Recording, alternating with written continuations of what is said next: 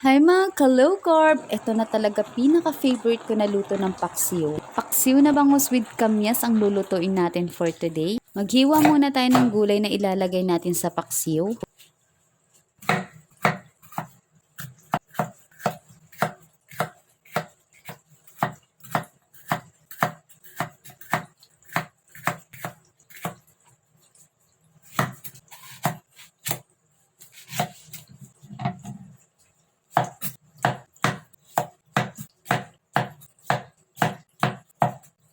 Isang buong garlic ang ilalagay natin dito.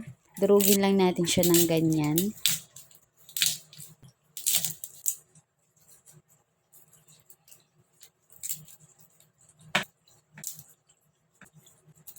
At ito naman yung kamyas. Huhugasan lang natin yan at lilinisan ng konti. Alisin yung mga konting dahon-dahon.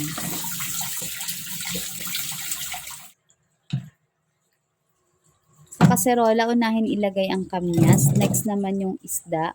Pwede kayong gumamit ng ibang isda like galunggong or tilapia. Next, garlic and yung mga gulay na hiniwa natin.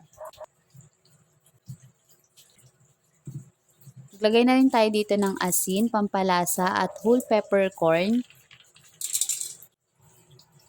White vinegar lang yung gagamitin natin dito, mga 1 cup. Hindi mo pala kailangan dito maglagay ng water. Sobrang dali lang i-prepared at mabilis lang din tong maluto, Mars. Kaya dapat itry mo to. Unang kulo, nag-add kami dito ng olive oil. Pakuluan lang yan saglit and pwede nyo na yan i-serve. O diba Mars, sobrang bilis lang talaga niya maluto. Kaya dapat itry nyo to. Sobrang sarap din ito. Huwag mo tong papartneran ng rice ha, na kung mapaparami ka ng kain. Litan nyo na lang yung rice ng other meat or eggs.